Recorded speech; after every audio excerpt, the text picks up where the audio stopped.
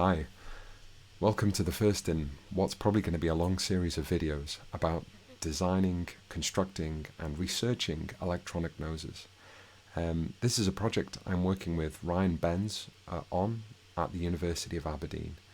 The key thing about what we're doing is we're trying to design a quantitative electronic nose. So this is a nose that is able to detect the concentration of compounds in a gas.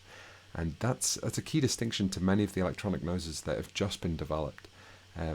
There are a few out there, but they're mainly focused around kind of qualitative analysis. So for example, a nose might tell if food has gone off or gone bad. And that doesn't really require you to know what the composition of the gas is. It just requires that certain thresholds are met for you to decide that something has gone rotten, or you can detect that something's gone rotten. But we want to be able to actually measure the composition of these gases, and that's quite a challenge because e-noses are cheap and they use cheap sensing elements, and there's a lot of drift and a lot of challenges to get over there. But we think we've got an approach that might work, and we want you to come along with us. Now, these videos are going to be a bit scattered. They're going to actually cover a lot of different aspects, both the theory and operation of a nose, but then they're going to go into software problems and hardware problems. So what I'm going to do is put a contents section down in the description, and you can skip to the parts that you might be interested in. This video, I'm going to talk a little bit about why we're doing electronic noses, a little bit of what they are, and then we're going to actually focus on a gas blend system. And that's the first part of our problems, because we need to be able to blend different compositions of gases so that we can train our electronic nose that we're going to construct. In building this gas blending system, we're going to use mass flow controllers. So part of this video is going to actually be about teardowns of mass flow controllers that I've bought on eBay and looking at the internals of them and talking about their principles of operation. And then the final part of this video is where we do some software hacking to actually kind of figure out how we can use a HTML interface on one of these cheaply available MFCs from eBay to actually, set flow rates and actually read them back and get the parameters of the MFCs. So I hope you enjoy it. If there's anything you want a bit more information on, just post a question in the comments. So what is the problem that electronic noses are designed to address? Well, you quite often want to analyze a gas and figure out its composition. And this could be in the food industry, if you wanted to just check if something was fresh, or it could be in the lab, like we're working with some plasma reactors. We want to actually understand the gas that's coming out of these reactors so we can better control the reactions that are happening inside of them. Or maybe you just kind of want to explore the world around you and make sure it's safe. So you want to understand that the air in your lab is safe to breathe, or in your home. And there's a traditional way of doing that, of getting good, reliable gas analysis results, and that's using a gas chromatograph. So that's what I mean when I write GC here. And what a gas chromatograph does is it takes an input gas sample that's a spectrum, a mixture, a blend of things, and it puts it into an oven, and it then separates those components out into individual peaks by passing them through a tight capillary tube that is packed with an absorbent that some gases stick to a bit more preferentially. So essentially, as they make their way through this spiral, the gases actually split apart because some can pass through faster than others. And what actually ends up coming out the other end is a series of separated peaks. And those peaks correspond to the usually it's the lighter gases come out first and the heavier gases come out later, but that's not always the case. It depends on the chemistry of this GC. And then at the other end of this thing, you have a detector, and the detector's job is to just notice something coming out in the basic GCs. And these might be a flame ionizing detector. So what that is a small hydrogen flame that burns anything that comes out and actually conducts, and you measure the conductance of that flame. And so obviously the FIDs only really work if you've got a combustible gas. They won't detect things like nitrogen, which isn't going to burn. Or you have something called a TCD, which is a thermal conductivity detector. And we'll get a bit more into thermal conductivity, but they're essentially two heating elements. And if the thermal conductivity of the gas changes, then the rate of heating changes and the resistance of an element changes, and you can measure that. And they're a bit better because they can detect more types of gases. But to be perfectly honest, FIDs and TCDs, they have their strengths and weaknesses. And then finally, if you've really got loads of money, you'll use a mass spectrometer. And a mass spectrometer will, ionize whatever components are coming out, break them apart, and you can look at the distribution of those, of the weights of those elements that come out, and actually figure out, reconstruct what molecule might have actually been coming out at the time. You have to have the separation beforehand, because you can break up molecules into many different pieces. And if you've just got a soup of chemicals coming in and you break them up into their small, groups using an MS, then it could be anything, right? But if you've separated it out, you can look at the signature, the fingerprint of those individual compounds and figure out what they were. Now, there's three positives of this thing, right? This thing is quantitative, so it will tell you precisely how much is there. It'll tell you what's there as well. And finally, it's repeatable, right? So if you've got a well-calibrated GC, it will give you everything that you want to know about it. The problems with it is it's slow. So this separation that you have takes 10 minutes. And you can't really overlap that with other samplings, right? You can't run them in parallel in the same column, because your fast light gases like your hydrogen will overtake heavier gases that are kind of still lagging behind inside the column. And 10 minutes is a pretty short run. If you've got heavy gases or a real blend of gases, then it can be half an hour longer just to kind of clean out the column itself. So they take 10 minutes and they're expensive. So I've put in some numbers in here. They're a bit made up, but they're kind of order of magnitude. It's about 10 grand to get a GC with its column and so on. I mean, you can do it for less, like the column's a few hundred. The oven, you could build an oven. But all in all, it's going to cost you at least 10 grand to get a GC going. And then if you want, and a TCD is quite, you can build a TCD out of 2 smashed car light bulbs and a bit of piping. But if you want one that's sold to you by Agilent or one of the makers of GCs, it'll cost you a few grand. And then an MS, 40 grand. That's a bargain MS. They're really, really expensive. So this whole thing's quite an expensive undertaking. And I'll be honest, my research group isn't that rich, so we can't afford that. But we still really want to analyze gases. And so what we're going to do is build something that will sense gases. And what we're going to do is mimic real life, right? So we're going to try and mimic real noses. And the key thing about real noses is they take soups of gases, this kind of the air that we're breathing around us, consists of a load of volatiles and some quite complicated ones. If you look at the aromatic molecules of food, they're quite long-chain hydrocarbons, many functional groups and so on. And what they do is they come into our nose and they hit a load of sensing elements. And those sensing elements transmit a spectrum of nerve pulses into our brain. And those neural pulses are processed by our brain using some actual additional information as well, contextual information like the location. So for example, if you smell, freshly cut grass, that's not something you would think of as freshly cut grass unless you were outside. And that smell just after rain, right? That's a kind of actually a fetid smell, but it's actually quite nice, because we associate it with being outside. But if you imagine smelling that inside your house, you'd be like, oh, something's gone off in the house, right? So context plays a big role in us determining what that is. And then the brain processes that into neural pulses, which then we associate with physical things like coffee or gasoline or gas leaking out of the gas system in our house.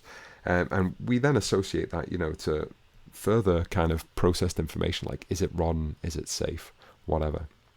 Now, the nice thing about our nose is that it takes seconds to process this. The problem is, though, it's only qualitative. We don't really know how much coffee there is. We just know that there is coffee there. It's definitely cheap, but it could be really expensive. So if you poison a student while getting them to gas analyze using their nose, then that could be really expensive for the university. So cheap is kind of, depends on what you've done with it. It's cheap if you're sniffing vegetables. It's expensive if you've poisoned a student or a person.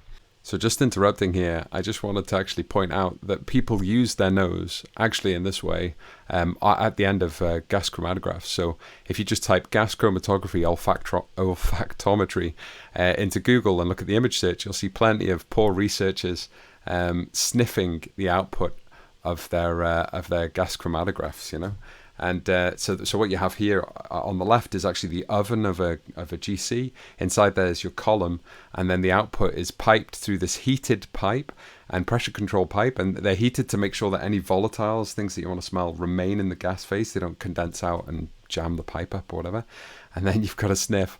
And it's quite funny because you'll see people's workflow. Yeah, there you are. So there's somebody who's sitting there, and he's annotating images of or printouts of the actual GC with when he can smell certain components. And this is how they actually do scientific measurement or understanding of, say, flavor and taste.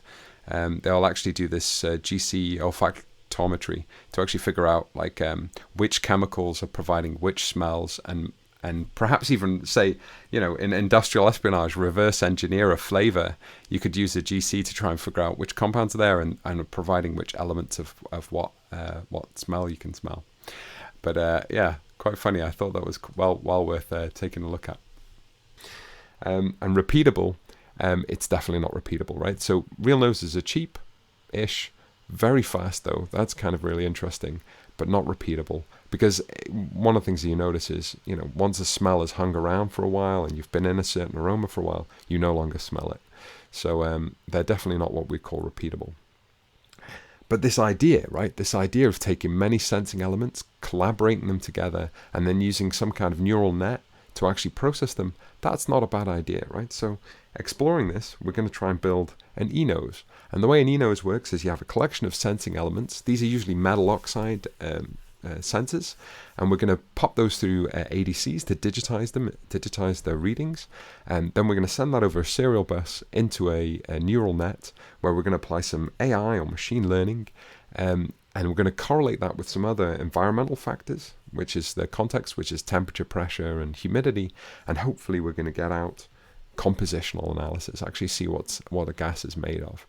And the nice idea about this is these sensing elements are quite rapidly responding in the order of seconds.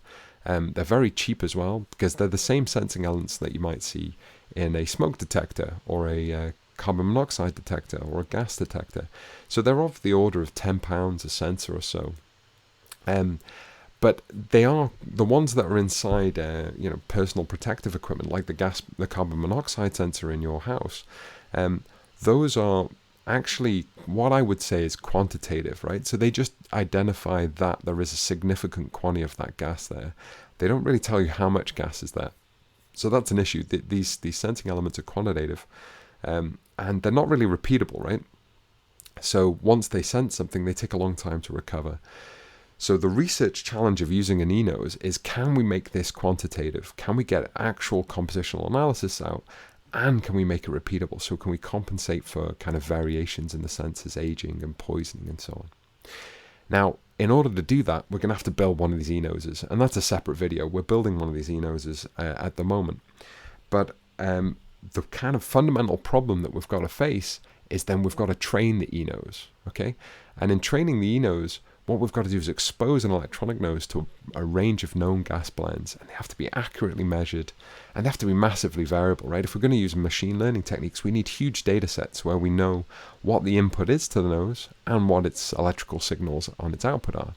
And we also need long time data, okay? So electronic nose sensing elements, they age over time, just like our nose does, and so you need to actually compensate for that. So we need to actually train a nose over a long amount of time. And the problem with that is buying blends of gas that are accurately metered out is expensive, especially if you need thousands of blends and you need lots of volume over a long amount of time. So what we're going to do is buy cheap, pure gas bottles and then blend them. Now how we're going to do that is make a blend system. We're going to take bottles of gas and we're going to meter out different amounts of them to form a blend that we then send into our gas nose.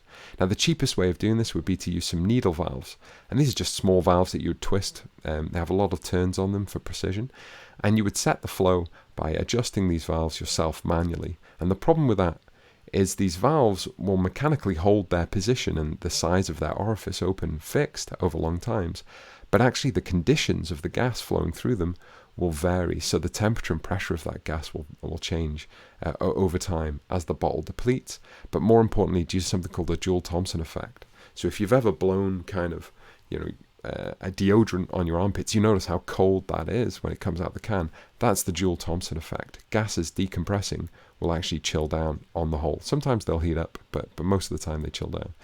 So as we're reducing the pressure from our cylinders across these needle valves and across the regulators, the gas itself is cooling down. And so that will change the flow rate going through our needle valves.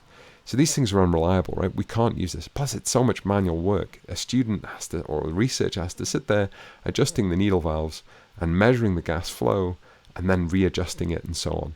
And that's a lot of work, right? So we're going to have to go, we want to go for something automated. So this is where MFCs step in. So MFCs are these kind of two elements, right? So they have a needle valve just here. And these needle valves, well, they're not really needle valves. I think they're solenoid valves. But they control the flow. But they're being controlled themselves by a controller that is actually sensing the flow rate of gas through them. And what's key about this is they're sensing the mass flow rate of gas through them. So rather than volume, which is actually, it depends, how much gas is inside a volume depends on temperature and pressure. These things are actually going to measure directly the mass itself. So we can meter out gases using their mass, which is what we want to do, right? And how does it do it? Well, there's this sensing element. There's two things to it first. So the gas comes in, and you have a laminar flow device, right? So this is an insert inside the flow that guarantees that the flow through this pipeline has a laminar region. And the reason why we do that, it's like you could build laminar flow devices by stacking a load of straws together, just essentially making loads of small, regular, parallel flow channels, and that would make a laminar flow device. Why you do that is because then the flow rate of gas over that laminar flow is directly proportional to its pressure drop, right? So the pressure across there. And that's also true for this capillary tube that you have coming off the side, or very thin tube that you have coming off the side here. So basically the amount of gas flowing through this diversion is actually going to be proportional to the amount of gas flowing through the main channel, right? And that's the point of the laminar flow device, to make those two proportional.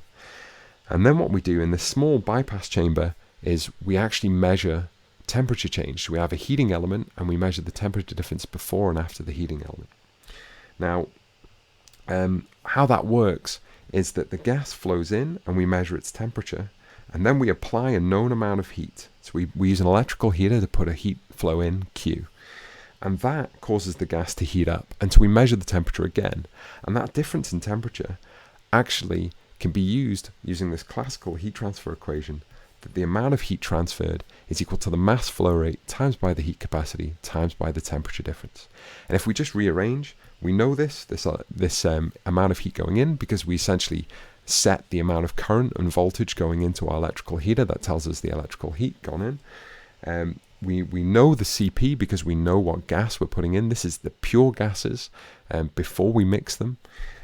So we know CP from previous measurements or from textbooks. And then we measure this delta T, and that tells us, if we put it into this formula, we can figure out the mass flow. So figuring out the mass flow, we can then control the valve to set the mass flow. Okay. Now this is beautiful, right? This approach is quite simple. Just a bit of temperature measurement, which isn't really that hard to do. A bit of heat injection, totally easy to do.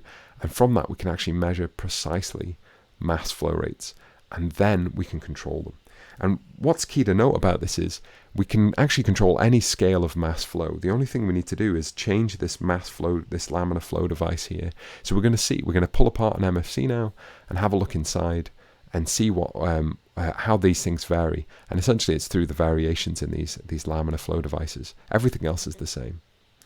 Okay, let's try and pull apart an MFC and have a look what's inside. There is one thing I forgot to say. Mass flow controllers are expensive. So while this all looks pretty simple, they need quite a lot of precision machining and calibration to actually get them to work properly. And I recently sent an MFC back to the manufacturer, Bronkhorst, for repair, and they charged me £800 to clean out a MFC and essentially just repair a couple of the boards. And you can imagine how expensive they are new. So if we're trying to build cheap gas sensors, how can we do this? Well, on a tight budget. Well, what I'm doing is buying MFCs off eBay and then hacking them, repairing them, whatever I need to do to get this together. And that's what the rest of this video is going to be about. So I've been buying a lot of MFCs off eBay, and you can get these types of MFCs for pretty cheap. They're maybe £20 or £30 a unit. There's a couple of things you want to watch out for, by the way. Not all MFCs are created equal. So for example, these are mass flow controllers, so they actually have a valve inside of them, as well as the sensing flow element, but some of them are mass flow meters. So this here is a mass flow meter. It does not have a valve inside of it.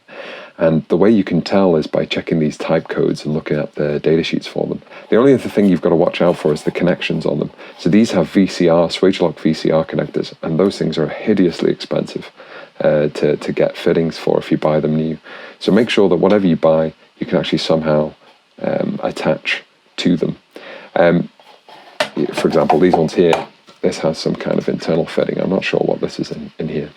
Another thing you want to watch out for MFCs is the size of the laminar flow element inside of them.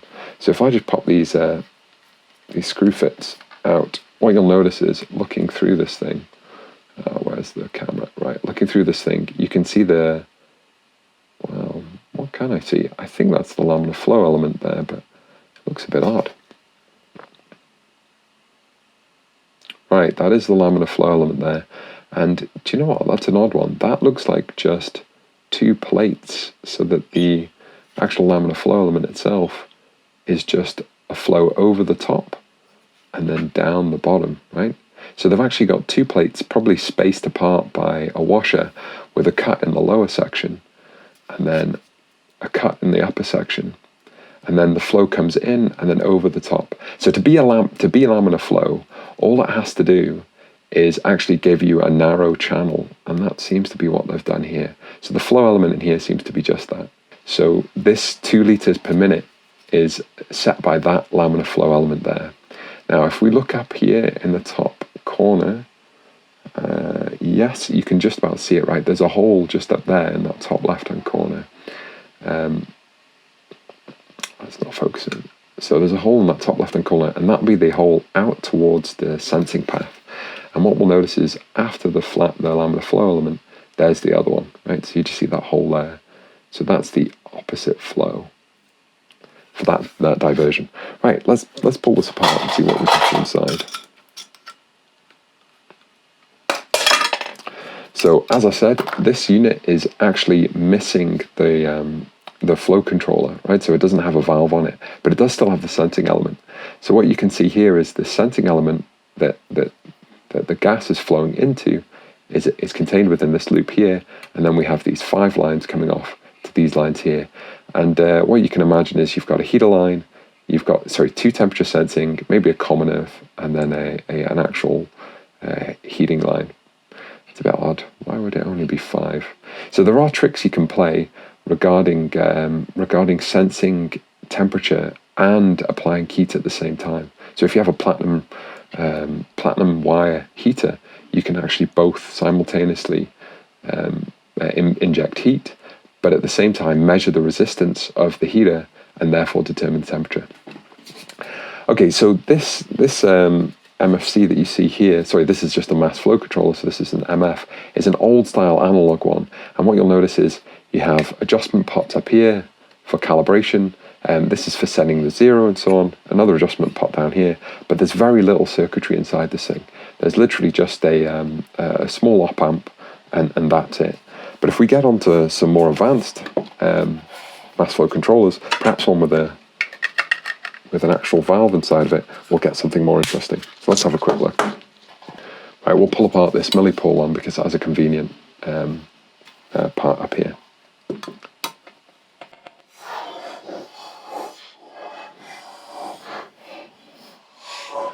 Okay, great. So here we see a bit more meat on the inside of this one. So what you'll notice is we have our flow sensing element here, and then we have our output control valve here. What's really nice is they've actually put a calibration table on the top of it. And you can see this is set for 300 SCCM. Is that the actual flow rate of this one? Yeah, that's the flow rate of this one. Interesting that that's written on the sensing element too. I wouldn't have expected that. I thought it was only through the change of the laminar flow device that you get a difference. Anyway, what you can see is the valve is controlled just by two wires, so that's kind of interesting. There's it's entirely pre-calibrated, right? So the actual, well, I guess they don't need anything. They just need a valve that responds to voltage changes, and then you servo that voltage change to set the mass flow. So so that's okay. Again, we see some calibration potentiometers here as well. This top one here can be accessed from the top, and what that'll be is, that might be under the sticker. Is that right? No, it's not under the sticker. But usually the one that's at the top here is to help set the zero. So you quite often have to calibrate the zero of these old analog MFCs. You still have to do it on the new ones as well, but yeah, it's done digitally. Okay, let's look at the wiring. So what you can see quite nicely is there's the mass flow sensing element, and it is attached. It's attached with just 3 wires. Okay, so that's interesting. You can get away with just 3 if you do the trick that I was saying to you before, which is that you actually put 2 heaters in side by side, but you measure the resistance of the heater to figure out the temperature. So that might be what they're doing here. That's all pure speculation, but I think that's it. Now, I don't want to take this apart too much because it's actually functional, but you can see the evolution in design here, right? So now we have a small analog board with 74HC logic, 74HC logic. Yeah, those are 3 74HC chips. And then an X9C103S, whatever that is. It doesn't look like an op-amp because it doesn't have decoupling. It doesn't have decoupling caps or anything like that around it. I mean, there are caps on the back of that, but that must be the op-amp, right? Because I can't see anything else on this board that looks like it's a op-amp, unless they're doing it all in discrete circuitry. There's an op-amp perhaps buried behind this valve. Anyway, so what I really like about looking at this unit here is you can actually look on the front of these types of units and actually see the pinouts for the card edge connectors. And you can understand a little bit about their operation. So what you notice is these card edge connectors have a series of points, and they've got commons for providing out the signals. They have a set point. So this is a voltage that you'll put on here, 0 to 4 volts or 0 to 5 volts or something like that. And that will control the mass flow that you want, okay? You also have a line here that allows you to actually completely close the valve. So these valves, when they're actually all the way locked, shut or open, they take time to respond. So in normal operation, they can't close fully or open all the way, because you don't want them to get stuck, mechanically stuck at those limits and then lose control authority. So what you have is a separate line that allows you to actually kind of close the valve properly. So that will be what these valve close and valve open lines are for doing. Although having a valve open is an odd one. Normally it's just one line that allows you to enable the valve or fully close it. We have an MKS test point, whatever that is, signal commons, optional input. I'm not sure what an optional input's for. What do you think that's for? That's a weird one. Okay, we have a bipolar voltage supply, so plus and minus 15 volts. We have a power common for that supply. We have a chassis ground. This is just to provide good isolation between our signals and actually our grounding for safety.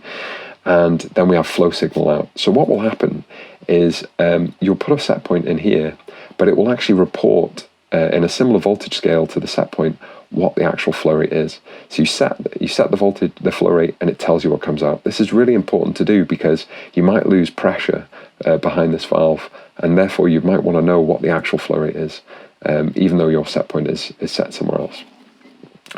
Okay, hopefully that's interesting enough for these particular MFCs. I started buying these MFCs at first because they were the cheapest way to buy them, and you could see, they're pretty easy to kind of control. You would just need an ADC on the set point, a DAC, a DAC on the set point, and an ADC on the flow signal out, and that's it. But I started putting these together and building card edge connectors and so on. But then a whole other set of MFCs turned up, and I had to have them, and they're because they have a digital interface.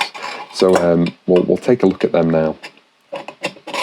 Noticed trying to put the end caps back into the MFC. This MFC, speaking about connector woes, this MFC goes from a large connector to a small connector. I mean, what a surprise on that. So, yeah, be careful about buying second-hand ones of these. The connectors are going to cost you more than the MFCs themselves. Okay, so what did I actually end up with in the end? Well, after I bought a few of those other cheaper, older MFCs, I actually found these listed on eBay. And these really intrigued me, right? Because these MFCs, I could get 3 of them for £30, which is an absolute bargain. But these MFCs have a few nice features about them. First of all, they're controlled via this device net bus, right? So this device net's an industry standard for linking together sensing elements, you know, on plant equipment and so on. And it's basically a CAN bus plus some bipolar voltage supply, right? I started looking into this device net and thinking about hacking it, and I thought, okay, that's going to be the way that I'm going to have to attack this, but there isn't much on the device net specification. You know, it's a private specification, so you have to pay money to access it. And I started looking at the command set for it, and it just started to seem a bit painful.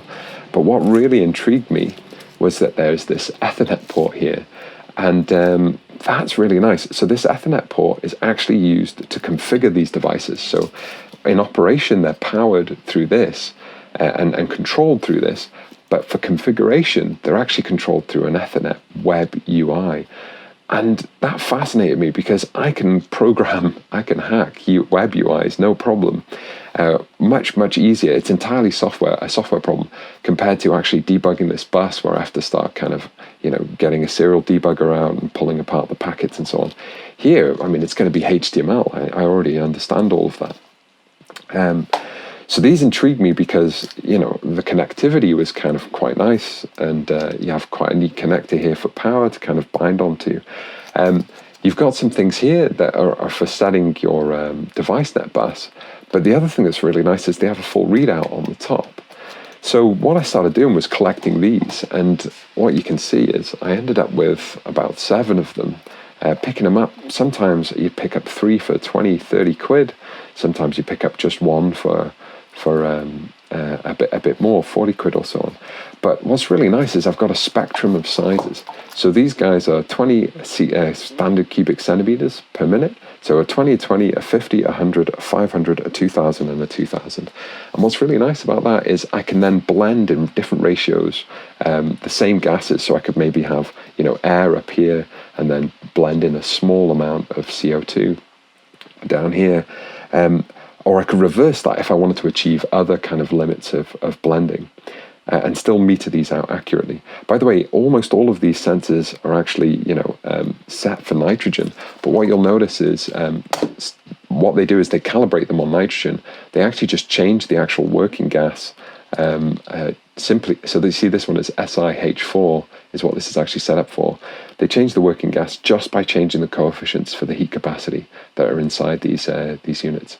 So while they all say nitrogen, they're good for everything else. The only thing you have to watch out for is chemical compatibility, that the internals of these are actually okay for the gases that you want to expose them to. Okay, so I collected a few of them, all different ranges. That was great. And then what I did was I just rigged up some cables. So these are what we call M12 connectors. You can buy those. They're really quite cheap, a few pounds per connector. I then wired them together, essentially just wired all of the power connectors together. This is a small PCB. I'll tell you what, let's have a quick look inside.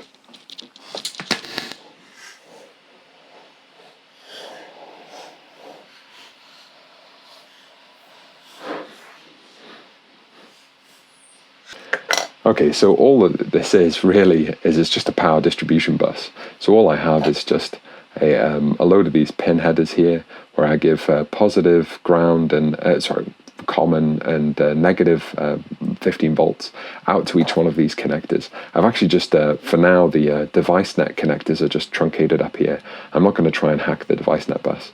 And what I did was I just 3D printed this little case to hold this connector, and these 2 wires here are actually coming from 2 medical grade isolated 15 volt power supplies. So pretty good 15 volt power supplies that I picked up from RS. So all this is, like I said, it's just a 3D printed case that I put together to hide away this ugliness of all these cables, but that gets me my plus or minus 15 volts to each one of these MFCs. So let's take a look inside one of these MFCs and see what we can see. So we're just going to pull this off first. We'll loosen the device net connector. That comes off. Then we're going to break the seal. There wasn't a warranty with it anyway. Oh, that feels good.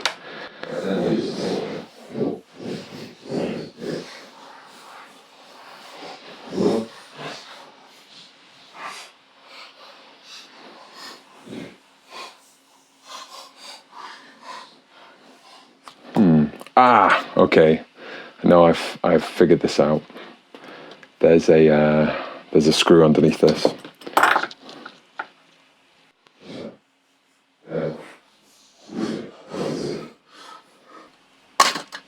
There we are. Okay, so let's have a look inside this one. So again, we see our flow sensing element at the front here. Interestingly, there's a wire that's exposed just there. That's an odd one. Huh. Do you know what? That can't be the capillary tube. That's way too thin. So we have two sets of connectors, both 3 wires. I'm not sure what's going on there. Do you know what? This is a little bit more complex, and this is one of the reasons why I really like this sensor. So you can see I have one element here, which is my valve, but I also have this additional middle element here, and I believe that's a pressure transducer. So these piMFCs, I think the pi stands for that there's pressure measurement as well. So they actually have compensation for the upstream pressure of this thing. That looks like a grounding cable, an earthing cable, but then the actual transmission is through these 4 elements here. It's the control cable for the valve. You have 2 wires as expected. And then we have 6 wires on the sensing element, which is interesting. But yeah, that must be an absolute pressure transducer. Nice. And then inside here, what you can see is I've got a board-to-board connector, obviously some the main CPU's on this board here behind this kind of insulative protective screen. So that's going to be driving the interface. And then it looks, by the size of those capacitors, I have some power system. Yeah, okay, so right, you can just see the windings of an inductor there. So I probably have a switch mode power supply on here. And that fits, right, with the way that these things have been powering up. So I've noticed that I don't actually have to put plus or minus 15 volts on here. I just have to supply around about 15 volts difference across those two. And all of a sudden, the system will boot, and that'll be the switch mode power supply kicking in. Okay. I hope you found that interesting. I'm going to put this back together because I believe they're all functional. I hope it's still functional even after pulling this thing apart. Oh, interesting. We can have a look at some of these chips. So I have an OP213, so that's probably some kind of differential amplifier. And then I have an AD5241. That's going to be my ADC, I reckon. There's a crystal just visible back there. Why is there a crystal on that board? Very strange. And that's about all I can see that's interesting. Yeah, I'm not going to pull it apart anymore because they are functional, and these are quite, hard to get hold of. Even though they're cheap, they're rare. So we'll leave it at that. Now we've had a look inside, and we'll actually get to hacking these and trying to use these. Okay, so on boot, these things go through a series of information. First, they spit out their configuration IP, and these are all set to essentially 10.10.10, and then the number that I've put here. So this is 7. And then they give you this instrument ID. So this is instrument address 1 on the bus. It's a 20 CCM, SCCM, so standard cubic centimeters system, and it's currently set to read out for nitrogen, right? So that's what you get by basic. But what's really cool about this is if you just tap this button here, but what you can do is you can get it to read back. Okay, so this one's reading back pressure, PSI-A. So this is about atmospheric pressure. It's reporting here. It can also read it back in kilopascals, so 108.5. So kilopascals, well, it's 100 1013 is actually atmospheric, so it thinks there's a slight overpressure here. So that's pretty high still. Not too much of a concern, but yeah. I mean, it just needs to be. I think it doesn't. I don't need absolute precision on that because it is just correction coefficients rather than the actual kind of absolute measurement. Interesting. What you notice here is when I pressed it again, it switched mode and it said SCCM and 0. So this is reporting in standard cubic centimeters of gas, and it's reading 0. Standard cubic centimeters of gas is actually a mass, even though it sounds like a volume. It's actually a mass flow because it's standard at standard conditions, and that means. Regardless of what temperature this MFC is at, wow, it says it's at 39 degrees C. It does feel pretty warm. I've kind of stacked them a little bit too closely, so maybe we need a little bit of air between them. But yeah, it's saying it's 39 degrees C inside of its body there. So you can see this thing has lots of measurement in here. It's measuring temperature as well as pressure, so that it can correct those coefficients, and that's it back into its normal mode. Okay, what we're going to do is I've actually wired all of these MFCs up to a switch, a dumb switch, and then what I've gone and done is I've actually popped that on another Ethernet cable that comes out and goes into a USB Ethernet adapter. Okay, so I've got this extra Ethernet adapter here. If you have a look at it, it's set to 192.168.2.254. The reason why it was set to that is because the MFCs originally had that IP range. So I've already done a bit of a change on here. So what I'm going to do is just pop us onto the same subnet as these MFCs. This is just to keep Windows happy. There's no gateway on this actual thing. So now that I'm on that particular IP, what I can do is pop open a browser window and go to my first MFC, and you'll see that I get this front page. It tells me a bit more about the meter itself. So the larger meters are all the lower indices. So this is meter 1 and it's 2000 CCM scale. What you'll notice is we get some really interesting points here, like the maximum set point and the fact that the valve is normally closed on operation, and also that the device net thing is down. But what really intrigued me is that there is a plotting system. This plotting system's out of date, right? It's obviously trying to use Java. So if I just quickly bring up developer tools, what you're going to notice here, let me just dock that.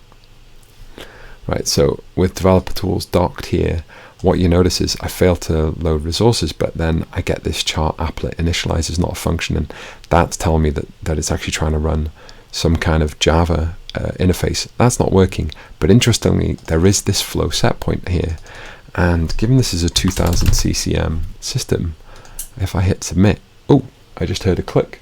That's the valve opening, and it actually set the flow. So that's quite exciting. I actually have an operation here I can carry out via this web interface. Now if I just inspect this thing, this is actually an input, right, where it has a name IOBuff set point. So I'm going to use Windows Subsystem for Linux to actually get a curl command, and what it's going to do, curl is just a program that's basically a command line browser, so I can actually construct HTML requests to this website. And what I'm going to do is I'm going to tell it to do a post action, because that's what this form does. This form does a post here, that's what the method says.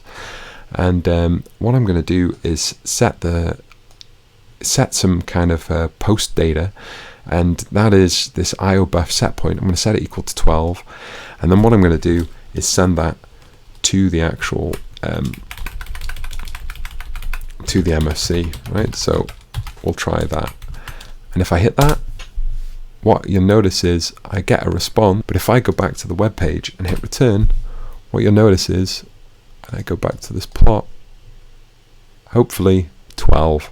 So there we are, right? I can actually remotely control this valve just by doing get post commands. Now the thing is, I actually want more information out of this. So how can we kind of hack more information out of this page? Well, what I can do is I can look at the sources, and I can just kind of looking through this, I noticed that I had some JavaScript, right?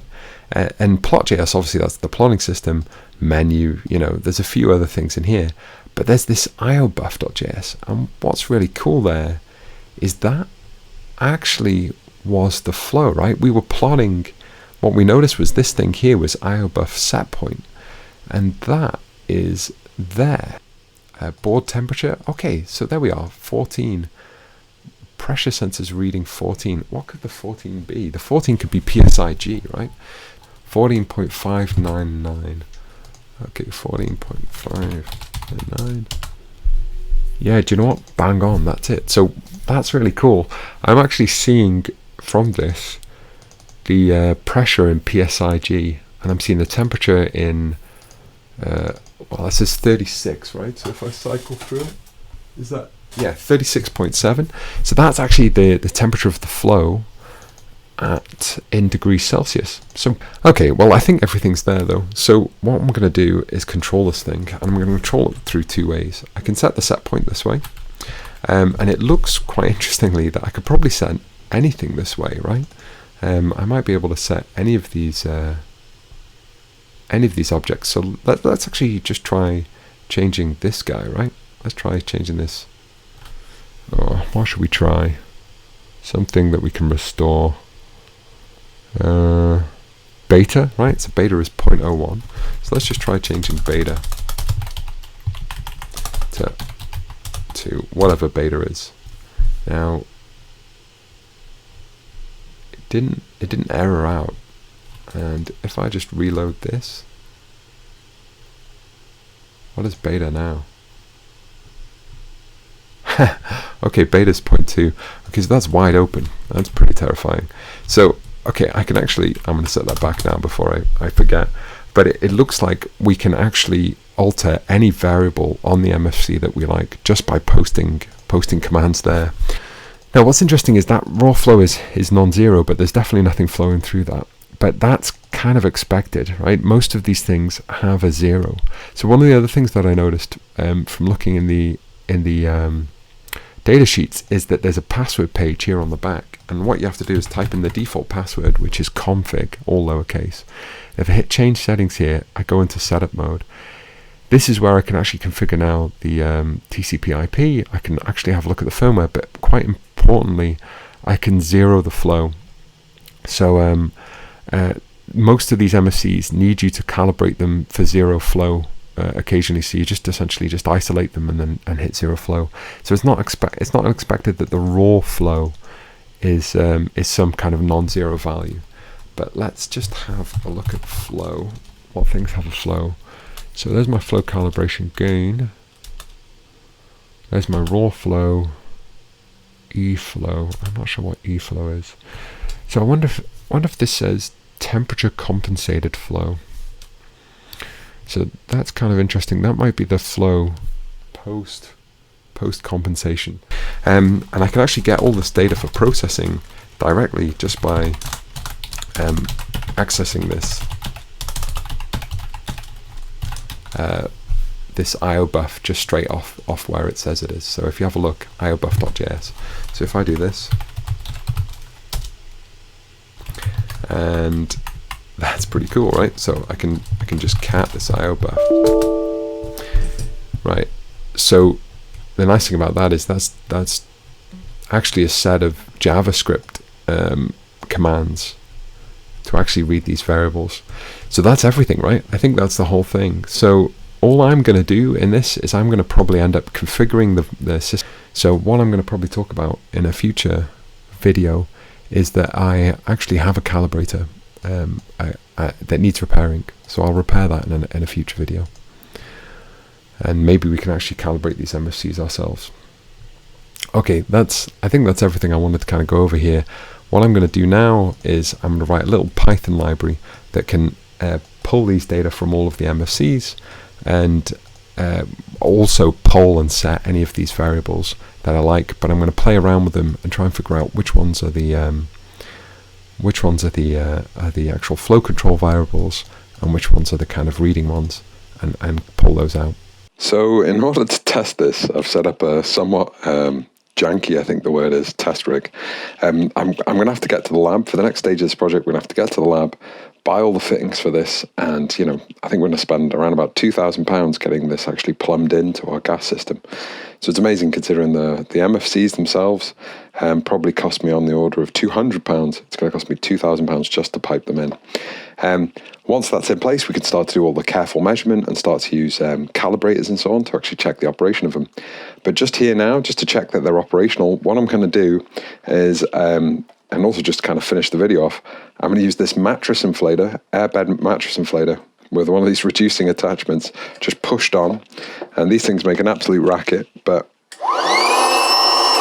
that will provide some pressure to the feed side of this. And then what I'm going to do is probably hold a piece of paper out here and just see it and measure the deflection of it. So I'll just get that set up. That's 0.